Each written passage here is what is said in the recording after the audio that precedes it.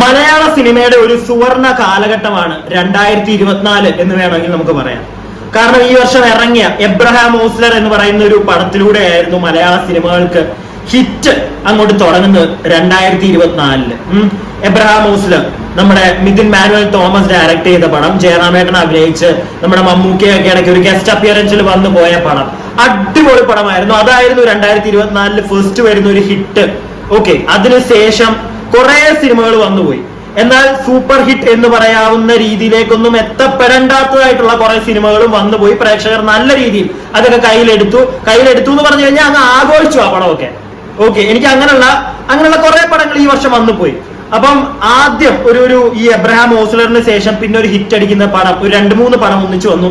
നമ്മുടെ ബ്രഹ്മയുഗം, പിന്നെ പ്രേമലു, അതുപോലെ തന്നെ മഞ്ഞുമൽ ബോയ്സ്. അതിനകത്ത് മഞ്ഞുമൽ ബോയ്സ് ഒരു സർവൈവൽ ത്രില്ലർ ആയിരുന്നു. അത് തമിഴ്നാട്ടിലും കർണാടകത്തിലും തെലുങ്കുവിലും എല്ലായിടത്തും പടം അങ്ങോട്ട് അടിച്ച് കസറിക്കൊണ്ടിരിക്കുകയാണ്. പുറത്ത് GCC ആണെങ്കിലും കാനഡ, യൂറോപ്പ് എല്ലായിടത്തും അടിപൊളിയായിട്ട് പടം ഓടുന്നുണ്ട്. നല്ലൊരു സിനിമ ആയതുകൊണ്ട് തന്നെയാണ് എല്ലാവരും കയ്യിൽ ഏറ്റുവാങ്ങിയത് പടത്തെ.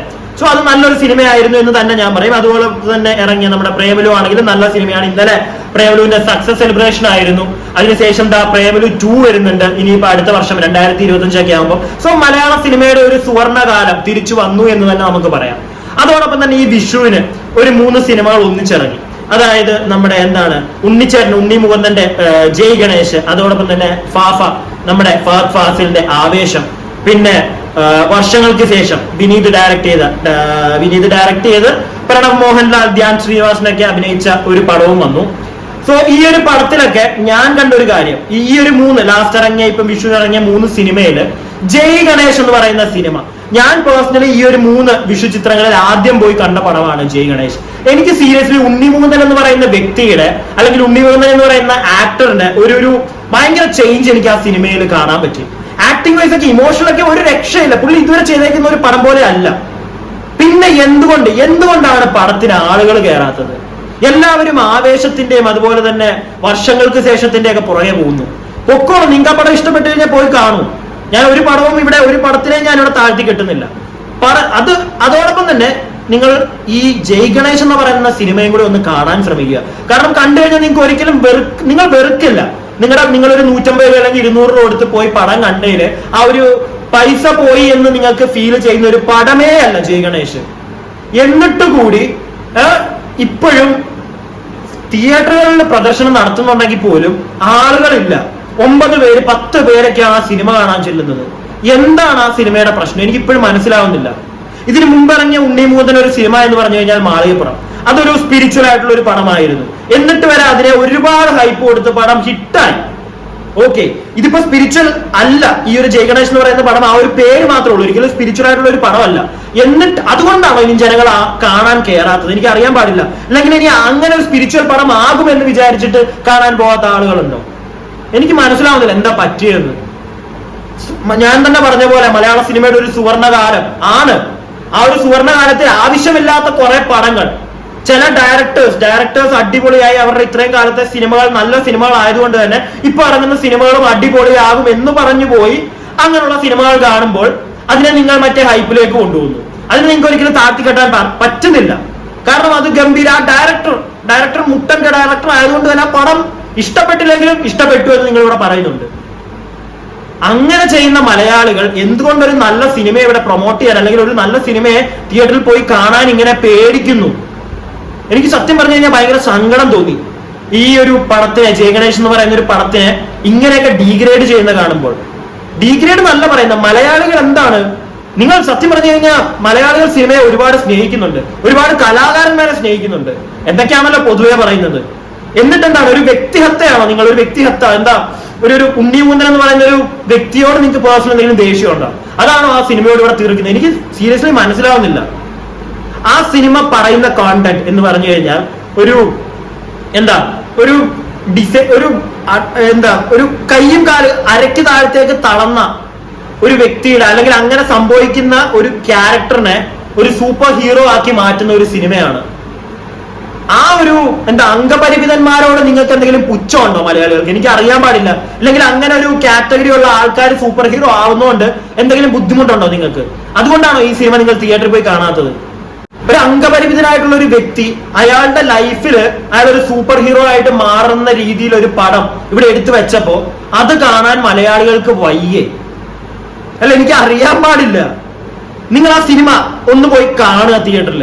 ഞാൻ ഇതുവരെയായിട്ടും പേഴ്സണലി എനിക്ക് അറിയാവുന്ന ആൾക്കാരാണെങ്കിൽ പോലും അല്ലാത്തവരിപ്പം പടം കണ്ടിട്ട് തിയേറ്ററിൽ ഇറങ്ങുന്നവരോട് പോയി ചോദിച്ചാൽ പോലും സിനിമ കണ്ട് ഈ ജയ് ഗണേഷ് എന്ന് പറഞ്ഞ സിനിമ കണ്ടിറങ്ങിയ ഒരാളും ആ പടത്തിനെ പറ്റി ഒരു നെഗറ്റീവും ഇവിടെ പറയുന്നില്ല. എല്ലാവർക്കും ഇഷ്ടപ്പെട്ടിട്ട് തന്നെയാണ് പുറത്തേക്ക് ഇറങ്ങുന്നത്. പിന്നെ എന്തുകൊണ്ട് ആ സിനിമ കാണാൻ ആളുകളില്ല? ചില ആളുകൾ ചിലപ്പോൾ വന്നിട്ട് പറയുമായിരിക്കും, ഞാൻ ഇതിന്റെ ഒരു ഷോർട്സ് ഇട്ടപ്പോഴത്തേക്ക് ചില 1-2 കമന്റ്സ് ഞാൻ കണ്ടു, എല്ലാ പടം കൂടെ കാണാൻ ഞങ്ങൾക്ക് കാശ് തികയത്തില്ല, അതുകൊണ്ടാണ് കാണാത്തത്. ഓക്കെ, എല്ലാ പടം കൂടെ കാണാൻ നിങ്ങളുടെ കാശ് വേണ്ട, കാശില്ല. ഒരു പടമോ 2 പടമോ നിങ്ങൾക്ക് കാണാൻ പറ്റുന്നുള്ളൂ. എന്നാൽ ആ 1-2 പടത്തിനകത്ത് എന്തുകൊണ്ട് ജയ ഗണേഷ് എന്ന് പറയുന്ന പടത്തിനെ നിങ്ങൾക്ക് എടുക്കാൻ പറ്റുന്നില്ല? അതാണ് എന്റെ ചോദ്യം. അതൊന്നെങ്കിൽ ഉണ്ണി മുകുന്ദൻ എന്ന് പറയുന്ന നടനെ കാണുന്നതുകൊണ്ടാണോ നിങ്ങൾ അയാൾ ഒരു മോശം നടനാണ് എന്ന് നിങ്ങളുടെ മനസ്സിനെ തന്നെ നിങ്ങൾ മറ്റേ അടിച്ചുറപ്പിച്ച് വെച്ചേക്കുന്നതുകൊണ്ടാണോ? എനിക്കറിയാൻ പറ്റുന്നില്ല എന്തായി സംഭവിക്കുന്നതെന്ന്. മലയാള സിനിമയുടെ ഇറ ഒരു സൂപ്പർ ഇറയാണ് സംഭവിക്കുന്നത് എന്നൊക്കെ പറയാം. പക്ഷെ അപ്പോഴും ഈ അടിച്ചാക്ഷേപിക്കുന്നതും ചില സിനിമകളെ തള്ളി പറയുന്നതും അങ്ങനത്തെ ഒരു മാറ്റമൊന്നും ഇല്ല ഇവിടെ. മോശമായിട്ടുള്ള എന്തോരം സിനിമകൾ ഈ വർഷം ഇറങ്ങി, അതിനെയൊക്കെ നിങ്ങൾ പൊക്കിയെടുത്തോണ്ട് പോയല്ലോ. ഈ അടുത്ത് തന്നെ ഇറങ്ങി. ഞാനും ഈ അടുത്തിറങ്ങിയ എല്ലാ പടവും കണ്ടു. എനിക്കതിനകത്ത് ഇഷ്ടപ്പെടാത്ത കുറെ സിനിമകളുണ്ട്. ഞാൻ പക്ഷെ ഒരിക്കലും ആ സിനിമയെ ഒരു പരിധിക്കുള്ളൊന്നും നെഗറ്റീവ് പറഞ്ഞിട്ടില്ല. കാരണം അതൊക്കെ ഓരോരുത്തരുടെ പേഴ്സണൽ ഇഷ്ടങ്ങളാണ്, മനസ്സിലാക്കുക അത്. പക്ഷെ ഒരു നല്ല സിനിമയെ തള്ളി പറയുന്നത് അതൊരു പേഴ്സണൽ ഒരാളുടെ ഇഷ്ടമായിട്ട് ഞാൻ കണക്കാക്കുന്നില്ല. തള്ളി പറയാതിരിക്കുക, അവിടെയാണ് ഒരു മനുഷ്യന്റെ ക്വാളിറ്റി ഇരിക്കുന്നത്. കാരണം ബാക്കിയുള്ളവർക്ക് ഇഷ്ടപ്പെടുകയാണെങ്കിൽ പോയി കാണണ്ടേ. ഒരുപാട് ആൾക്കാരുടെ എഫേർട്ടാണ്. ഒരു വ്യക്തിയുടെ ഉണ്ണിമൂതൻ എന്ന് പറയുന്ന ഒരു വ്യക്തിയുടെയോ അല്ലെങ്കിൽ ഈ സിനിമയുടെ ഡയറക്ടറിന്റെ മാത്രം എഫേർട്ട് അല്ല ആ ഒരു പടം. ഒരുപാട് ആൾക്കാർ അതിനകത്ത് കഷ്ടപ്പെട്ട് വർക്ക് ചെയ്തിട്ടുണ്ട്. സോ നിങ്ങൾ ആ പടം പോയി കാണുമ്പോഴത്തേക്ക് പടം കണ്ട് ലാഭം ഉണ്ടാക്കി കൊടുക്കുന്ന മാത്രമല്ല, ആ പടത്തിനകത്ത് ഓരോ ആളുകൾക്കും അതിനകത്ത് വർക്ക് ചെയ്ത ഓരോ ആളുകൾക്കും ഒരു ഒരു സമാധാനം കിട്ടും. ഓക്കെ, ഞങ്ങൾ ചെയ്ത പടം ആളുകൾ കാണുന്നുണ്ട്, ഞങ്ങൾ വർക്ക് ചെയ്ത പടം ആളുകൾ കാണുന്നുണ്ട്, ഇഷ്ടപ്പെടുന്നുണ്ട്. അത് കൊടുക്കാൻ പറ്റുന്നുണ്ടെങ്കിൽ അതല്ലേ ഏറ്റവും വലിയ കാര്യം. അതിവിടെ ചെയ്യാൻ എന്താണ് മലയാളികൾക്ക് പറ്റാത്തത്? എനിക്ക് അറിയില്ല എന്താ എനിക്ക് ഇതിൽ പറയേണ്ടത്. എനിക്ക് ആ ഒരു ഞാൻ ഈ വീഡിയോ നേരത്തെ ചെയ്യാൻ വെച്ചിരുന്നതാണ്. ഞാൻ പക്ഷെ ഒരു ഷോർട്ടിൽ ഒതുക്കി ഞാൻ ആ വീഡിയോ ചെയ്തു, ഒരു കുഞ്ഞു വീഡിയോ ആയിട്ട് ഞാൻ ഇട്ടിരുന്നു. പിന്നെ ചെയ്യണ്ടെന്ന് വിചാരിച്ചു. പക്ഷെ ഈ കഴിഞ്ഞ ദിവസവും ഞാനൊരു തിയേറ്ററിൽ പോയപ്പോൾ 2-3 സ്ക്രീനുള്ള തിയേറ്ററിൽ പോയപ്പോൾ ജയ ഗണേഷ് കാണാൻ ആളില്ല അവിടെ. അത് കണ്ടപ്പോഴാണ് ഞാൻ വീണ്ടും വിചാരിച്ച ഇങ്ങനെ ഒരു വീഡിയോ ചെയ്യാമെന്ന്. അതുകൂടാതെ ഇന്നലെ മറുനാടൻ മലയാളി എന്ന് പറയുന്ന ചാനലിൽ ഞാൻ ഈ ഒരു വീഡിയോ കണ്ടു. അപ്പൊ ഞാൻ ആലോചിച്ചു, എന്തുകൊണ്ട് പിന്നെ എനിക്ക് നേരത്തെ പറയണമെന്ന് തോന്നിയ കാര്യമാണ് ഇത്, എനിക്ക് എന്തുകൊണ്ട് സംസാരിച്ചുകൂടാ? കാരണം ഞാൻ ഇതിനകത്ത് പറഞ്ഞ കുറെ പോയിന്റ്സ് അവരതിനകത്ത് പറയുന്നത് ഞാൻ കേട്ടില്ല. എനിക്ക് പേഴ്സണലി ഹേർട്ട് ആയിട്ടുള്ള ഒരു കാര്യം ഈ ഒരു പടത്തിനകത്ത് കണ്ടത്, അംഗപരിമിതർ എന്ന് പറയുന്ന ഒരു കാറ്റഗറിയെ നല്ല രീതിയിൽ ബൂസ്റ്റ് ചെയ്യുന്ന അങ്ങനെയുള്ള ഒരാള്, അയാൾക്ക് ചെയ്യാൻ പറ്റുന്ന കുറെ കാര്യങ്ങൾ അതൊക്കെ കാണിക്കുന്ന ഒരു സിനിമയാണിത്. എന്നിട്ട് പോലും എന്തുകൊണ്ട് മലയാളികൾക്ക് ഈഗോ ആണോ മലയാളി നിങ്ങൾക്ക്? 2 കൈയും 2 കാലും ഉള്ളതിന്റെ അഹങ്കാരമാണോ നിങ്ങൾ ഇങ്ങനത്തെ പടങ്ങൾ മാത്രമേ കാണുള്ളൂ എന്ന് പറയുന്നത്? മനസ്സിലാവുന്നില്ല, സത്യം പറഞ്ഞാൽ മനസ്സിലാവുന്നില്ല. നല്ല സിനിമകൾ തിയേറ്ററിൽ വരുന്നുണ്ട്, പോയി കാണുക നല്ല സിനിമകളെ. അല്ലാതെ ഒരു വ്യക്തിയെ വെച്ചോ അല്ലെങ്കിൽ സ്പിരിച്വൽ ആയിട്ടുള്ള ഒരു പടമാണെന്നോ അങ്ങനൊന്നും പറഞ്ഞ് തള്ളിക്കളയാതിരിക്കുക. നിങ്ങളുടെ ആ ഒരു ചിന്താഗതി ആയിരിക്കില്ല ചിലപ്പോൾ ആ സിനിമയിലൂടെ നമുക്ക് കാണാൻ സാധിക്കുന്നത്. സോ പടം കാണുക, കാണാതിരിക്കരുത്. ഓക്കെ.